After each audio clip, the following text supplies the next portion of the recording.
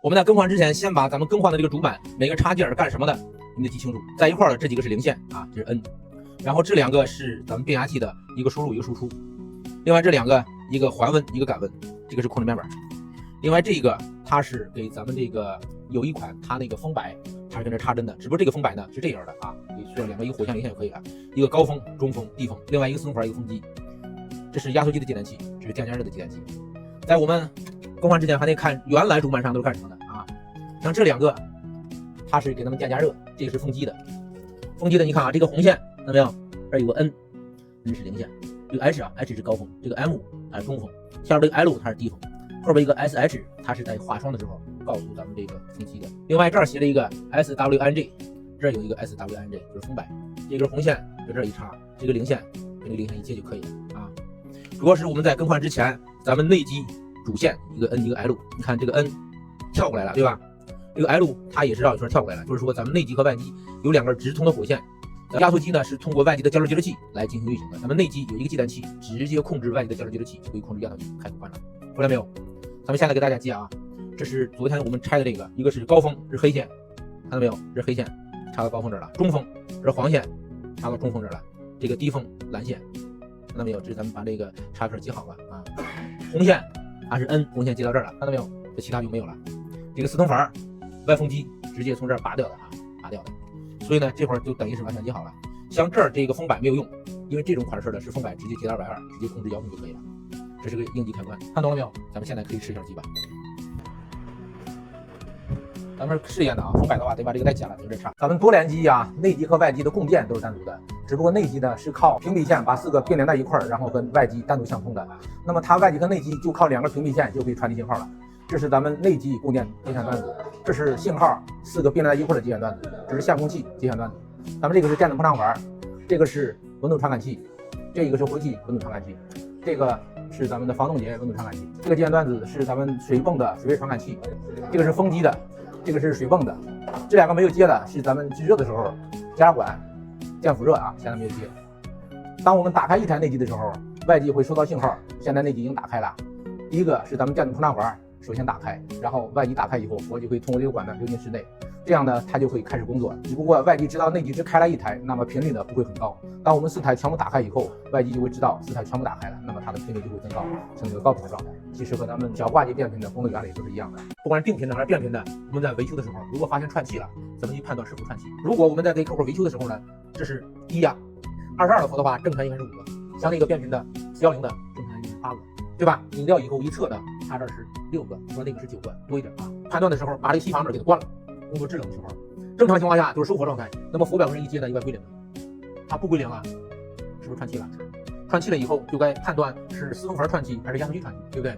把伏给它放了，把咱们压缩机排气、踢气拆了，拆了以后啊，用手按住咱们压缩机的排气口，如果用手能按住，肯定是压缩机它串气了，正常情况下是按不住。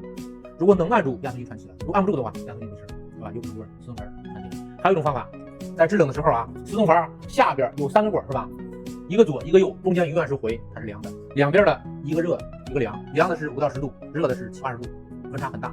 如果发现温差不大的时候，就往上降。定频空调外机不转，如果发现外机不转的时候，首先测一个是风机，一个是压缩机，看它有没有220电压。如果有，再往下插，再往下插都会吧啊，一个电容，还有一个风机电容，然后风机。如果这儿没有电的时候，往这儿看。大的接单器，这个是220输入，这个是给咱们压机的输出接单器。正常情况下，你调的什么都没问题的话，这两个是导通的。如果不导通，压机坏。剩下这1、2、3，看到没有？这个红线它是外机的风机。如果这个风机的和这个零线没有220，这个接单器必须向外发，接单器坏了啊。这个是4通阀的，如果4通阀也没有的话，也可以把这个调到220的交流档啊。它和咱们零线有没有220？如果它没有的话，就是接单器坏了，更换接单器就可以了。风机内风机不转，这个电容你可以测一下电容有没有1.5，它这个是1.5的，应该是啊1.5的，容量够不够？不够的话把它换了。电容面板插上电没有反应，这个输入有没有220？两个端子有没有220？如果有220，就去找保险管坏了没有？保险管如果要是直接里边的丝断了，换一个就可以了。如果要是说保险管炸了，再换上还得炸。后级的接单器包括其他接管有坏的，保险管有没有炸？什么都没事儿，那就开始看是不是它的事儿了。这里有5根线啊，你看卸的一个 GND， 一个五伏，看到没？这个五伏啊，一个 GND， 这2个端子用咱们的万用表直流量有没有伏电压？有伏电压，这个不显示它坏了；如果没有伏电压，主板坏了，有可能是7805坏了。我给大家讲一下啊，咱们变频空调5个温度传感器它的作用以及坏了有什么现象。这个小黑头是咱们空调室内温度传感器，它负责监测咱们室内的温度，来调节咱们内机转速和外机压缩机的转速。它坏了以后是咱们一般会出代码，而且坏了以后它调制冷制热都不工作。这个小铜头是咱们室内管温传感器，它负责监测咱们蒸发器的温度。它要是坏了以后，咱们内机会结冰；要是定频空调，它坏了以后，外机也不会发霜。是咱们外机的温度环境传感器，它负责监测咱们外机的环境。如果它要是坏了以后，变频空调它不会升频，即便你佛压够，那么制冷效果也不好。这是咱们外机的管温传感器，也是化霜传感器。在制热的时候，它负责监测咱们冷凝器的温度和咱们外机环境的温度做比较。如果它坏了以后，不会化霜，而且要是它坏了以后，不会监测到咱们冷凝器的温度，室内的制冷也不好。这个是咱们的压缩机排气温度传感器，它负责监测咱们压缩机排气的温度。如果它要是坏了以后，一般都会出故障代码，而且要不出故障代码的话，那么压缩机会持续升温，压缩机就会造成高温保护。格力空调经常见的几种问题：第一，要是出现 F0 的情况下，是收佛模式或是完全没有佛了；要是 F1 是内机环境温度传感器开路 ；F2 的话是咱们内机管温传感器开路 ；F3 是咱们外机环境传感器坏了啊或者开路了 ；F4 是咱们的化霜传感器开路 ；F5 呢是咱们压缩机排气温度它开路，根据故障代码直接更换就可以。咱们格力空调出现异议，就是说压缩机排气温度过高。那么形成压缩机排气温度过高的原因呢，有很多种，主要的是咱们外机冷凝器太脏，导致咱们热量不能完全挥发出去。第二个就是我们外机离墙太近，它吸风的时候呢，风流量太小，没有把温度吹走。再一个是咱们风机转得慢，它也会出现这种情况。再一个是咱们电压比较低，压缩机使劲拉电流，会造成压缩机过热保护。咱们格力空调出现1、2的时候，就是室内机防冻结保护。出现这种原因呢，有几个啊，一个是风机没转。一个是上头完全堵死了，风机去转的话，也没有把内机的热量散走。再一个就是咱们的环境温度传感器坏了，或者是感温坏了，需要测量它的组织，坏了更换就可以了。咱们格力E3呢，是表现是压缩机佛压太低，出现了故障代码。形成的原因呢，一个是咱们高压阀没开，会导致一直低压阀往里吸，出现这种情况。再一个就是咱们电子膨胀阀堵，再一个四通阀堵。出现这种情况的话，就是高压不排，气阀一直吸，就出现这种毛病。下期咱们说啊，美的空调经常坏的几种毛病。空调为什么它会化霜？咱们首先从夏天制冷开始，咱们夏天制冷的时候，咱们外机吹的是热风，而我们内机的吹的是冷风。在咱们吹冷风的时候，空气呢会从咱们蒸发器经过，里边的水蒸气遇见咱们的蒸发器，蒸发器是冷的，会把这个水蒸气的化成水排出室外。那么到冬天呢，通过外机的四通阀，它叫换向阀，它把就反转了。咱们内机吹的是热风，外机吹的是冷风。因为咱们冬天外界的空气呢比较湿冷，当它外界吹冷风的时候呢，水蒸气遇到咱们的翅片，它会化成霜。如果你要是长时间没有化的话，那么霜下一步它会形成冰。一旦外机形成冰的时候，咱们空气就不会从咱们外界的翅片里经过，那么空气的能量它就不会到室内转化成热量。所以说咱们空气能外机和咱们空调外机长得是一样的。如果要说长时间它处于封闭的状态，到室内呢，那么它吹的热风就变成冷风，这样呢它就不会制热了。它只要不会制热了，那么它就需要化霜。但是咱们定频空调和变频空调它控制化霜的原理它不一样。那么下期给大家讲啊，定频空调化霜的控制原理，变频空调化霜的控制原理。咱们格力家用型空调1、2它的故障现象，当我们开机的时候，如果很短时间内它就出现1、2了，这种情况呢，一般是出现在咱们内机管温传感器开路。如果你换完以后还没事儿，就是主板的事儿。如果我们开了一段时间以后，它又出现1、2了，它是防冻结保护。在我们防冻结保护，就是说正常制冷的情况下啊，咱们的蒸发器它的温度是5到10度。如果你温度过于低的话，那么管温就会主板传递一个信号，说快冻了，是防冻结保护。导致快冻的原因有很多种，一个是咱们过滤网太脏，导致咱们热量散不出去，这是一个。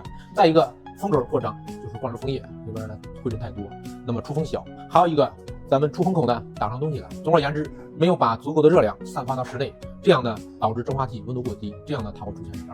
还有一种情况，如果我们辅力昂少到一定程度的时候，蒸发器它也会结冰，也会出现1、2。咱们格力家用型空调出现1、6的情况是最多的一种。1、6就是体现在咱们内机和外机通讯故障。一般情况下啊，咱们检查的时候看中间的连接线有没有接口，如果没有接口的话，把通讯线给它换了，一般就可以解决。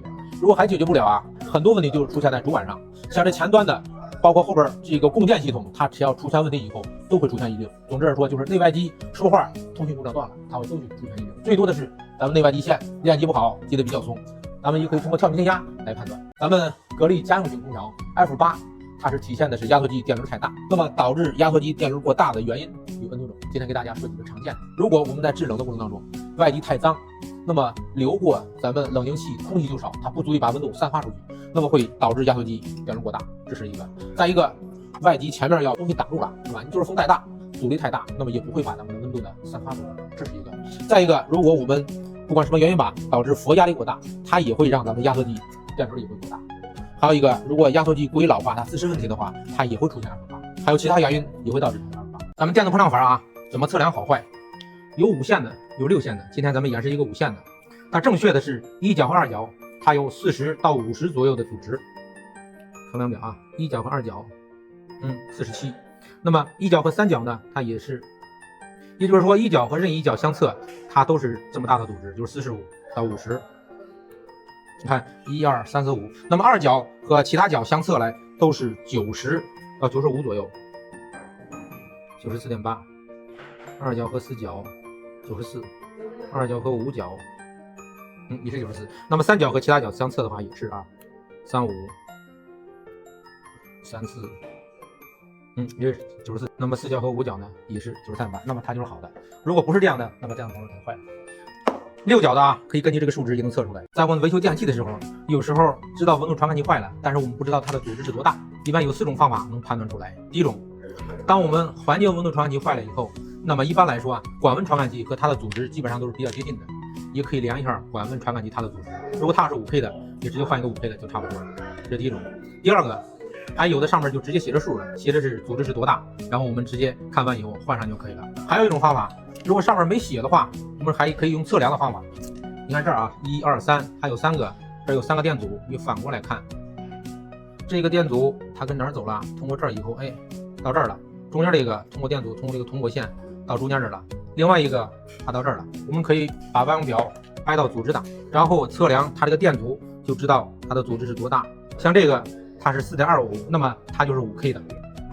这个是4.27，也是5K 的。也就是说，我们这3个阻值都是5K 的。如果我们测的是9点几或者8点几，那么它就是 10K 的；或者我们测到13点几、14点几，那么它就是15K。第4种方法，我们可以把外网表掰到电压档，直指电压，在通电的情况下，我们可以跟这儿测。如果这个是2.5到2.7伏的话，那么它就对了；如果不对的话，你重新再换一个。只要是2.5到2.7，那么你换的这个就对了。这是410的，这是22的。是32的，还有290的，咱们没有往这儿放，是吧？你给我说一下，哪个需要抽空，哪个不需要抽空，然后它的性能是多少？410的需要抽空，性能是8到9个压，运行压力啊，你看这写着呢啊，运行压力和待机压力。我们在维修测量的时候，一个看运行压力，一个再看咱们待机压力啊。对，这个呢，这个适当的抽空，运行压力是4到5个压。按要求，国家要求都得抽空。如果你没有抽空的话，那么里边有空气，或者你排空的话，这个稍微排点可以。但是这一个里边是2种混合气体。你排空的话，是不是有时候它2种气体并不是说按比例同时向外跑的，是吧？一旦发现漏了，或者我们排空的话会失衡，就是比例不对，比例一差的话会影响制冷效果，对不对？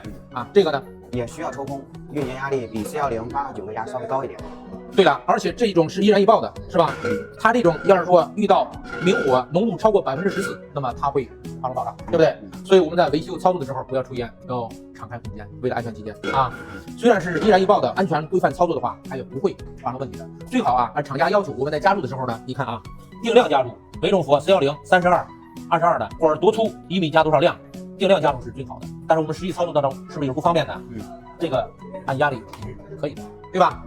所以说为什么要抽空啊？22的排空问题不大，410的和32的，如果我们没有抽空或者排空没有排完，就是里边有空气了，空气里是不是有氮气啊？氮气和这2种锁会产生一种酸，而且会影响制冷效果，而且这种酸呢还会腐蚀咱们管道的内壁，这是一种。如果我们没有抽空，你比如说应该是加1000克的氟，而且呢，如果我们里边有空气，是不是会占据咱们制冷剂的空间啊？本来是1000克，应该让它们完全制冷制热挥发最好，而且没有排空的时候，是不是空气它也在影响啊？也会影响，对吧？而且它还会和它们产生酸，会阻止它们这种效果，所以必须抽空。来考核你，咱们空调怎么收氟，好不好？来，你先按步骤来。压缩机工作之后，先关闭小阀门，等待空调运行2到30秒之后，再关闭大阀门。大阀门关闭后立马断电，收复完成。先打开空调，开到制冷模式啊，把温度调低一点。行，转了，来吧，先把熔拧开。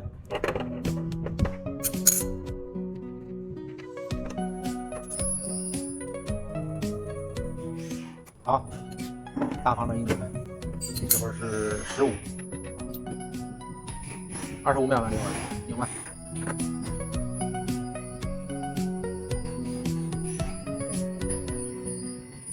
行，关了啊。你看啊，还有一种方式，咱们收的时候如果不知道收干净了没有，接上浮表也可以。还有一种方式啊，你收进去以后不知道收进去了没有，对吧？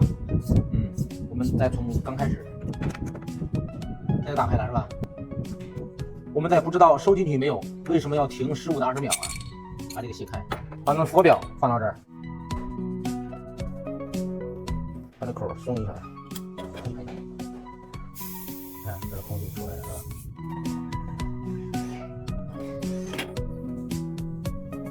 打开空调，转了啊！你看啊，外机转了以后，给你看表，压缩机刚开始转啊。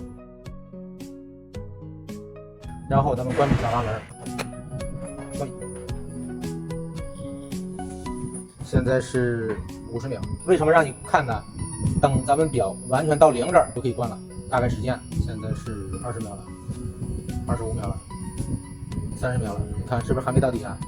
就知道大概我们得关多长时间，小阀门关了以后才能归0。现在就差不多了，再关大阀门，35秒。好，怎么加佛？这管怎么接？拧这个干嘛？你可以先拧开，看是不是阀门开到位了没有？不要动，不要动，没事啊，到位了，这不都出来了吗？对，把那个拧掉，用这个蓝色的，蓝色就足够了。小伙子，先不要拧，把这个表这头关了它，这头打开，啊，随后把顶这儿缩回去，缩回来，对，拧上，然后把环管啊，中间这个管拧到佛棍上。现在这管里有没有空气啊？有是吧？你看啊。你摸一下那管凉不凉？凉就证明咱们里边有佛，需要里边的佛把管里的空气顶一下，把这个拧松。来，你来拧，再拧。好，把这个拧这儿，这气就是说管里把这个空气都拧走了。哎，可以了，是吧？然后我们看压力，现在是多少？2个压左右。2个压左右，因为什么呀？咱们开着盖了啊，把盖盖上以后，它散热就可以了。正常应该是几个？4到5个。22的，现在空间温度有24、25度吧。4个左右就可以了，现在差1个是吧？来加吧，等会儿把它倒过来，倒过来的时候你把这个关了，然后把这个打开，这个一开一关，看表就可以了啊。把这个打开，对了，这个一开一关啊，关的太快，来我教你，可以这样，看着佛可以走了是吧？然后把它关一下就可以了。现在是3个压，对，你可以再开一下，看看走的话是吧？然后开一下再关了它，为什么呀？因为咱们进的是液态，管里边稀释完了，里边当那个气液分离器成了气体了，这样不坏压缩机是吧？已经差不多了啊。咱们这温度低，应该4个左右就差不多了。然后把这棍立起来，是不是这里边都是液呀？咱们用气儿往里顶一下，差不多了啊。因为咱们空间冷，要是最热的时候35度以上才够5个才可以的。现在咱们有22、23度是吧？这个压力就够了，够了吧？咱们加上以后，可以去里边看室内出的多少度的风。好，现在13度就可以了啊。怎么抽真空？在这儿了啊！空调安装注意事项，165页。抽真空双头压力表连接，抽真空小于等于15分钟 ，R410A、R32需大于等于30分钟。保压检测负压为-0.1，维持5分钟不回升。你得知道啊，这个15分钟和30分钟并不是绝对标准的，得看你管的长短、泵的大小啊。咱们根据表来判断时间的长短。来接吧，怎么接？现在咱们在客户家刚把粗管、细管安装好，阀门还没开呢。把咱们这个表针拧到最底下，然后我们接上空调外机，接上空调外机之后，中间环管接到真空泵上，再保持中间所有接口不漏气。把这把它关了，关了是吧？把这个，然后打开表，然后我们打开顶针，然后现在我们打开真空泵，打开真空泵，你看吧，对，开这个表针往下啊，到负0.1就可以了。刚开啊，现在是几分钟？现在是刚好9点31。咱们这个泵比较大，1.5的，而且管比较短，2米。客户家一般至少得3米或者有个5、6米的，你得根据管的长短来判断。你看现在已经3分钟了啊，你这样看，我们把这个阀门关了，听这个响声，开了关了，响声完全一样，它就好了啊。行，现在基本上时间一样了是吧？其实抽了有8、9分钟吧，所以说我们得根据咱们管长度和咱们泵的大小来确定时间，不一定是15分钟，不一定是半小时。如果我们泵小的话，或者咱们管长，那么就需要时间长点；如果咱们管短、泵大的话，你要不了那么长时间，是吧？够了以后把阀门关了，关了是吧？然后把泵关了，保压5分钟。它要不回弹的话，就是说，你的接口什么都没事，你开阀门就好了啊。摆在我面前的就是一个多系统直冷冰箱，这是2个电磁阀，1、2、3。出来这3个毛细管分别通向咱们的冷冻、变温和咱们冷藏室。这个管你看啊，到这儿以后通向咱们的冷冻了。这个毛细管到这儿以后就用变温室了。这一个这是咱们的冷藏，每一个舱里边它都有温度传感器，到达温度以后就会告诉主板拿掉了啊，就说温度到了。温度到了以后，通过主板的控制，如果这个是控制咱们冷藏室的，那么它就截止不导通了，不导通了以后，这个就不再制冷了。智能变温室，当它的温度达到以后，咱们这个电子粉它就截止了，不再往里制冷了。2个电子粉只能控制2个，另外这一个是单独走向冷冻的，冷冻的它时常只要是上边2个有制冷的，也在同时给冷冻的加温。你好啊，从这儿开始，压缩机，这是咱们高压，这个高压锅已经破了啊，咱把它重新换了一个，看这是挂到这儿了，这是昨天学员们他们来弄的，喷出来的佛70、80度，你看通过这个管到最上端，然后一摸那烫的，然后通过下边越来越到这儿以后就达到40度左右的中压瓦低温的，应该是气台，通过这儿以后就变成液态了，到毛巾管里，然后通过毛巾管分向几个舱，最后咱们冷藏室这个出管，你看回到这儿有3通，变温室呢也回到这儿有3通，最后把冷冻的也通过最后3通汇聚到一块儿，它这转了一圈，最后通过咱们低压管流进咱们的压缩机，最后又一圈回来了，这就是咱们多系统智能冰箱的活动原理。看到没有？目前咱们细管结霜就是缺氟了，它缺到一定程度呢，它会出现这种情况，再往下它就没了。我教你们变频空调怎么加氟啊，这是变频的，咱们测一下它的氟压还有多少啊？这种情况就是说里边还稍微有点，咱们在加的时候呢，把这个罐把这个阀门先拧死啊，就当这半拉没有，先把这个安全阀倒回去啊，往回倒到底，然后把这个空拧掉。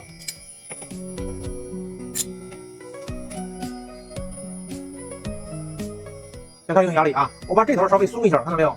为什么要松啊？这管里有空气是吧？啊，我往前紧一下啊，听见声音了吗？就等于说把这气儿排了，现在里边还有4个压力，它是410的，它是2种混合气体。我们发现它漏的时候，就需要把氟全部放了，放了以后找到漏点，然后堵上以后重新抽空再加氟。现在是不是不够了？不够了，我们需要把它氟放了啊。而且还有一种情况，它在氟少的时候，它电流也不够，方向表掰到交流电流的。这个视频可能有点长啊，给你看一下。正常应该是3到4的，目前是3.1、3.09，肯定它不够，因为它缺氟了，是不是啊？咱把它放了啊，拿这个管，因为咱在室内呢，给大家演示呢，需要这个管捅出去，捅到窗外是吧？放的时候可以把空调停了它，停了，哎，捏着，捏好啊，需要全部放干。为什么要放啊？因为它是2种，一种是 R32 的，一种是 R125 的，它2种混合气体，它一电不够的话，有可能就失衡了，失衡了以后，它对效果肯定是不好的。放完以后，我们首先查到漏点，一般啊，就是这个螺母和这个螺母漏的比较多，找到以后重新扩喇叭口，然后再拧上，抽完真空再重新加，一会儿给大家演示啊。现在没有了是吧？我们把这个螺母拧掉啊，看是哪个螺母啊？这儿可能有个脏东西，是昨天学员他们在这练的时候，回装的时候不太好，打钢口也没事啊。如果发现这个变形了或者有漏点的话，重新扩喇叭口就可以了。检查完漏点以后上磁，然后重新抽真空。抽空的时候啊，咱们可以用这个低压表，低压表有负0.1，高压表没有。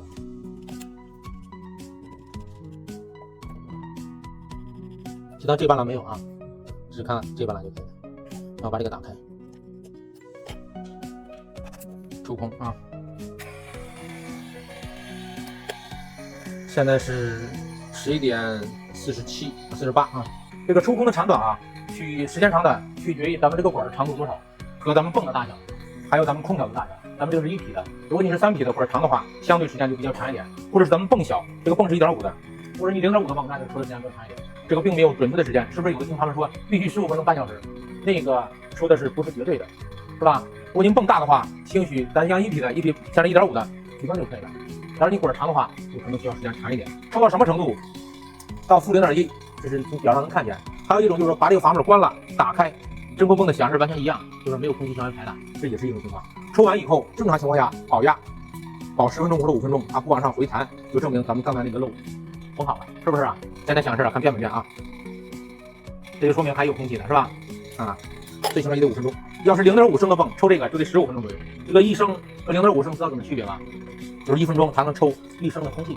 这是410的啊，运行压力在26度左右，它是运行压力是8个，待机压力是16个，然后排气压力是27。我们要是外界空间达到35度以上的时候，兴许达到8.5到9啊，待机压力也会适当的升高。一会儿咱们加的时候就按照这个就可以了。正规来说啊，我们是按管路长短，然后上面写着的多少克多少克，看到没有？是按照管路加上咱们原来是显示多少克是最准的，但实际操作当中我们都一般是按压力表的，这个也可以的啊。大空调你必须按定量加入，按公斤，明白吧？时间差不多了啊，一样了是吧？那么我们把泵关了，关了以后把这个环管啊拧掉，然后接到浮罐上啊，接到浮罐以后，咱们是不是这是截止了？咱们把这个稍微拧一下，把这个开一下，排一下空啊，听见了吧？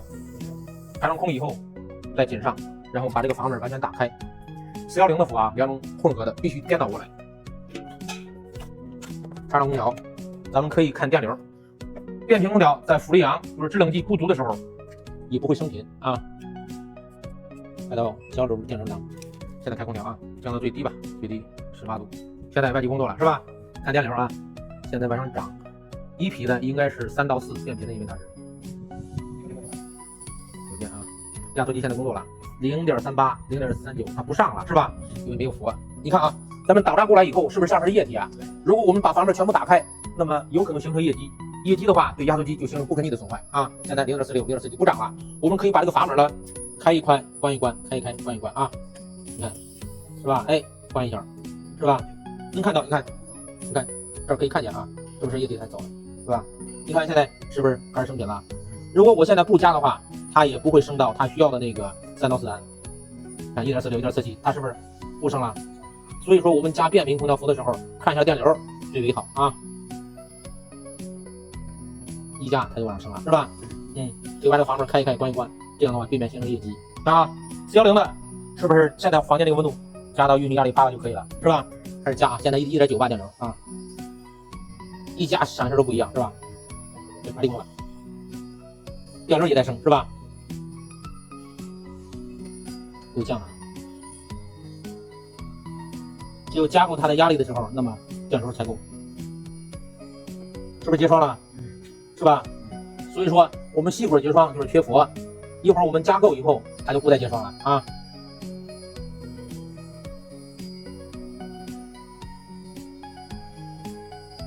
现在是2.89，等到电流升到3.5至4就可以了。你看我不够的时候，刚一加的时候电流往上升，运行开以后电流就降了，这氟还没有够啊。往上就化了啊，看到没有？化了，是吧？化了。现在是6个了，再来点啊！对，一个是看佛表，一个是看电流，变频的这是最准的。现在你看又降了是吧？应该是4个左右，目前是7个，因为我们墙盖没装啊，它外机散热不太好。现在是刚刚好8个，是不是啊？电流应该是3.5到4，目前是4.29是吧？已经高频了，因为稍微有点高，咱们前罩没装，前罩没装的话，它外机散热不太好，是不是？如果装上前罩的话，那么这会儿就差不多了。目前是最佳程度是吧？刚好是8个。哎，拿自温枪看一下多少度？它能降到12.3度，知道吧？现在15度，看刚打开，最起码在转10分钟以后能达到12度。咱们正常啊，这个可以达到5到10度，因为是刚打开啊。出的风呢，应该能到12.3度，它会越来越凉快。行了，加氟都会了没有？会了吧？结束了啊！你看现在的电流已经达到了啊。好，完事儿了啊！完事儿的时候，我先把这个阀门向外倒，让咱们顶针和里边的分开，最后把这个解了，最后把风门上去。要是方便的话，可以弄点咱们洗涤灵或者测漏剂，看这几个窿漏不漏，不漏最好。这我给收工了。咱们通过判断空调粗管细管的现状，就知道空调是什么问题。咱们粗管冰凉，细管冰凉，咱们是正常的。如果我们发现粗管它有点凉，而细管呢有点常温，要是小空调呢，这种情况一般就是加氟多或者外机脏了。要是大空调呢，这种情况是正常的，因为大空调它的毛细管是在内侧的。如果我们发现细管结霜或者冰凉，而粗管呢有点常温，这种情况就是缺氟了。如果我们粗管结霜，而细管呢比较凉，这种情况一般就是内机过滤网堵或者风机转得慢。如果我们粗管、细管都结霜或者结冰，这种情况就是我们内机或者是风机不转，或者是咱们出口、进口完全堵塞。总而言之，就是说咱们外机到内机的制冷量没有挥发出去，它又返回来了，它的表现就是粗管、细管结霜或者结冰。为什么要做真空呢？我给你打个比方吧，好不好？你比如说，我们给客户1万机了，是吧？或者是修完了，里边有空气，我们要是说抽空的话，空气全排完了，进去的全部是氟，是不是？那么运转的时候，所有的制冷剂它在形成制冷热。假如说我们没有抽空，没有抽空的时候，我们是不是原来里边有空气啊？有空气，你假如说我们正常值应该是1公斤的，结果呢里边有空气，是不是占据氟的地方了？那么我们进去的氟是不是不够1公斤，是吧？在运行的时候就等于说原来那些空气它在里边没有形成制冷制热，而新进的制冷剂呢也没有完全是它的1公斤，星期0.8。那么它就不足以形成制冷制热。最简单的比喻，比如说我们应该进去10个人干活，抽完空以后，把里边的空气都抽完了，全部进10个人，这是正常的。不正常的时候就是说里边原来剩下2个人，这样是空气。那么我们在给大家加氟的时候啊，2个人没走，就是进去8个人，是不是10个人里边应该有10个人干活了？原来里边有2个人没给他赶跑，又进去8个人。现在虽然是10个人，这2个人不干活，剩下8个人在干活。而且呢，这8个人还不能好好干活，这2个人还在里边给这8个人捣乱，是吧？就等于说进去8个人，原来有2个人，凑够10个人，就是说我们压力达到8个了，是吧？而且这2个人还要给8个人捣乱，剩下2个人给这8个人再去处理他的事，剩下6个人干活。你说它的制冷效果能好吗？在安装的时候啊，我曾经看过一期视频，那个老师教呢，这个水管在哪边往哪边滴，它那个不准确啊，因为啊有左出有右出，咱们正儿八经的安装的时候按照水平就可以了。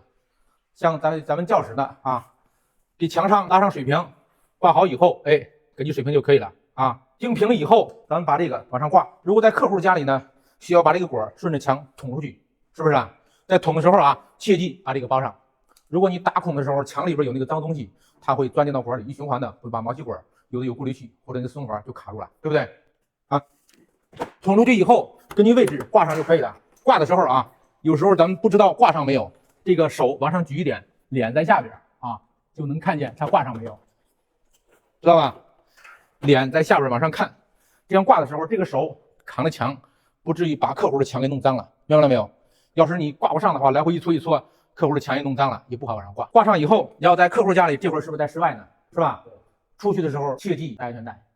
如果是平房或者是地面，那就无所谓了，安全第一啊。然后把咱们包的那个胶带或者塑料布把它拿掉，外机的需要拿掉啊。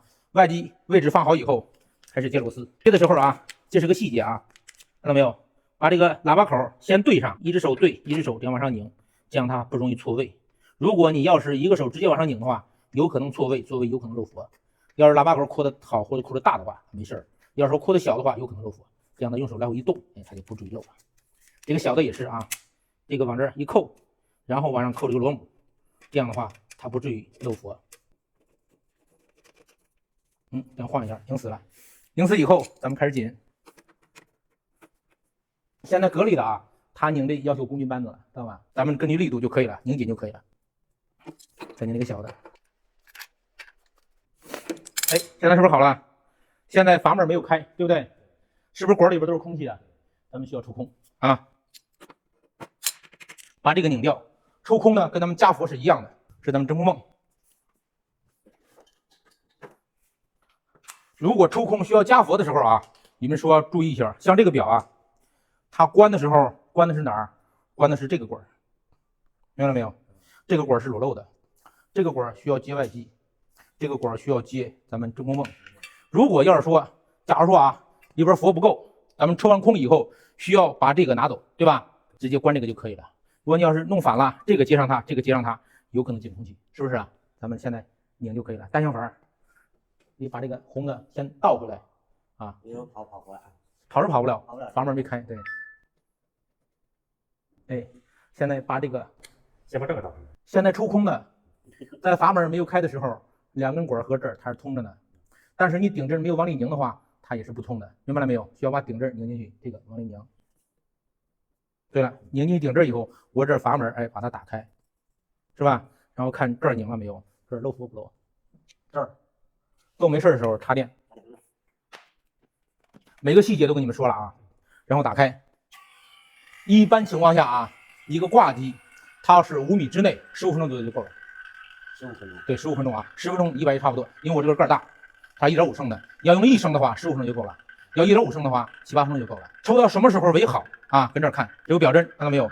抽到负0.1，这是一种；还有一种，把这个阀门打开和关了，这个响声完全一样，它也就抽够数了，明白了没有？一会儿再等一会儿，咱们把这个表针关了它，这个真空泵响声和这个打开真空泵响声完全一样，它就可以了。咱们等一会儿啊，应该是抽到负0.1呢，这个表坏了啊。咱们现在听声音，我关掉阀门和打开阀门响的完全一样啊，一样不一样？一样是吧？哎，这就等于说抽够数了啊。然后我把这个阀门一关，看到没有？最后把这个拧掉，泵可以关了，关吧。然后这个是不是顶着呢？然后把它松掉，它就完全分离了，跟这个就没有关系了，对吧？然后把这个开上开下是一样的啊。里边成真空了，一开的话，唰，它就过去了。它有的那个老空调啊，你把这个阀门开到底以后，它会漏，你稍微往里紧15度就可以了，它就不再漏了，都是细节问题啊。你看这个是不是没事？是不是那个漏啊？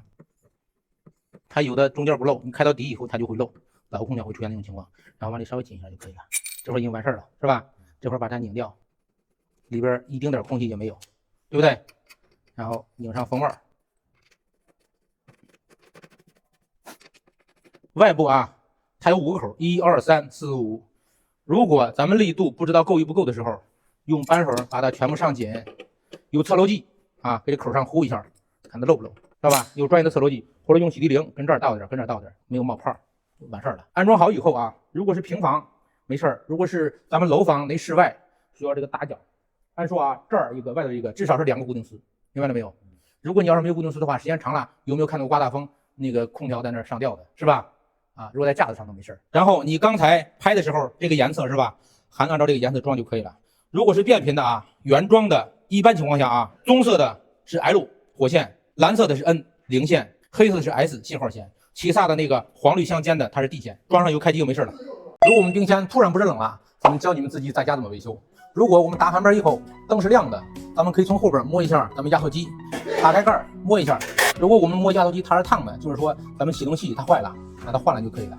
更换的时候，如果原来呢一摇的话，哗啦哗啦它响，肯定是坏了。那我们摸一下压缩机，如果它是凉的，就是我们温控器坏了，温控器在这儿了，把这个拿掉啊，抠掉，把温控器换了就可以了。换的时候一定要换同型号。正常情况下，我们压缩机是烫的，而细管呢它也是烫的，粗管是凉的。如果我们发现细管、粗管都是烫的，一般情况下就是没佛了。如果发现没佛以后，得查漏，没有查漏，加上佛就是败家，还得漏。咱们32的和410的能不能互换？我们先看一下它的特性。410的待机压力是16，32的18，运行压力一个8，一个8.17，蒸发温度也都差不多。一般来说啊，按照厂家要求，你哪种的压缩机就用哪种的佛，不能互换。但是我们实际操作当中，有时啊，我们要是说没有32的，有时候我们用410换过来。但是换了以后，你比如说人家原来设计的是32的，电流电压都正常的时候，出的是4到5度的风，但是你换完了以后，有可能是5到6度，会差那么1、2度。要是你410的佛呢，换我们32的，相对来说啊，也不建议换。什么压缩机用多大的压缩比，它是一样的。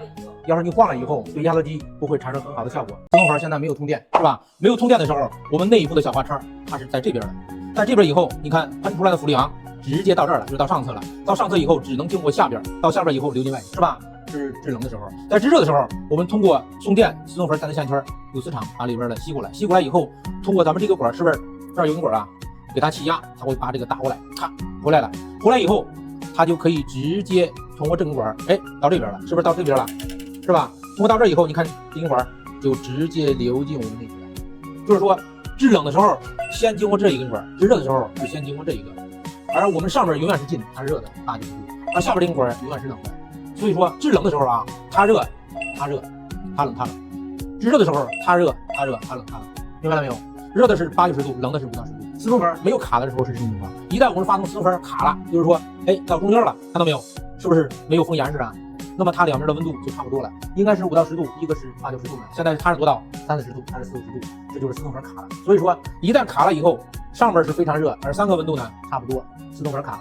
如果压缩机卡了，出来的温度不够80、90度，它两边温度也有点温差。自动阀卡和压缩机卡不一样，两边永远是一个凉一个热，这个永远是凉的，这个永远是热，这是自动阀的功能。美的通用版怎么拨码？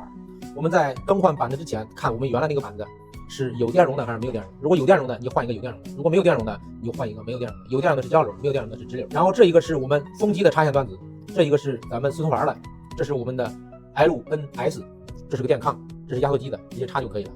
这是咱们3个传感器的，这是电动上阀。那我们今天主要讲的就是2个拨区，蓝色的和红色的啊。蓝色的1、2、3、4 4个档位，红色的1、2、3、4、5、6、6个档位。蓝色的是型号。第一个是我们能效选择，如果我们那个机器上面写的是1级能效，那么拨到1就可以了。如果是2级或者3级能效呢，拨到0，往上是1，拨下来是0。第二个档位呢是我们机型，就是1匹和1匹半的，要是1匹半的直接拨下来就可以了，要是1匹的拨上来啊，1匹的为1，1匹半的为0。那么第3个档位呢是咱们制冷剂，如果是32的，你把它拨上去就可以了；要是410的，你把它拨下来。第4个档位是降噪，不想别管它。最后呢是我们压缩机的，在拨的时候看我们压缩机指示型号，然后根据型号拨就可以了。你要是买的正规的，咱们美的的，这上面压缩机机型都有。就以这个 SHB130FGBC 为例，给大家拨一下啊。第一个档位是0，那么现在不用管它啊。第二个档位是1，我们把它拨上去。第3个档位是0，我拨下来。那么第4个单位也是0，目前别管它啊。最后一个是1，哎，得拨上去就对了。那么我们最后一个是风机，风机啊，我们美的的它这个插项端子呢有2种颜色，一种是白色的，一种是红色的。如果要是白色的，你把它拨下来是0，要是红色的，把它拨到1，这样开机就可以工作了。如果我们发现漏伏了，那么我们查内机漏还是外机漏，对不对？这需要分段打压。怎么分段打压呀？把这2个阀门关上，关上以后就是说这儿呢只跟内机通，然后阀门一里是外机的，是不是？我们可以用这种方法内外机分开。分开以后，我们把这个表是不是双表啊？把这2个阀门关上，是不是关上了？然后用扳手把它带一下。这个表接上伏棍，那是用伏来打压的。如果用氮气呢，就接上氮气就可以了。那么接上以后，这一开就是直流到内机了。如果我们发现这个表呢一打是不是上去了，咱们可以试一下来，让我拧一下，是不是打进去内机了？然后把阀门一关。如果我们发现表往下掉，就是管路和内机漏了。那么我们要想测外机怎么测呢？把这个蓝表接到这儿。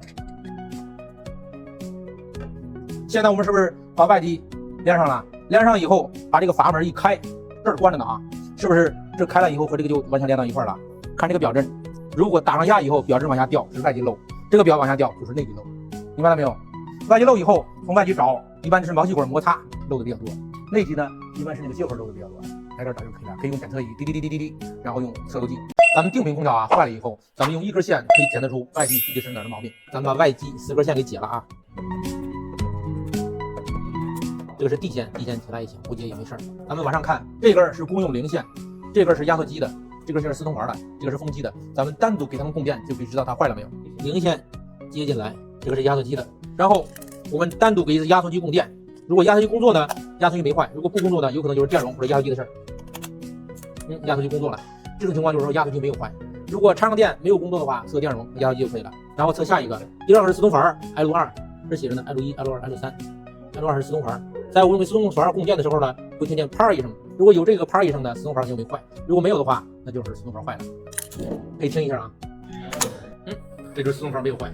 如果四通环坏了，这样插它没反应。最后一个是风机，风机可以单独供电啊。你看我们零线一直没动，一直在跳这个红线，就是说它们公用的一根零线。咱们可以看啊，看风机，哎，一插风机转了，就是说我们风机现在没有坏。如果风机坏了以后呢，插上呢它没反应，或者微微有点动的话，一般就是电容坏了，换了就可以了。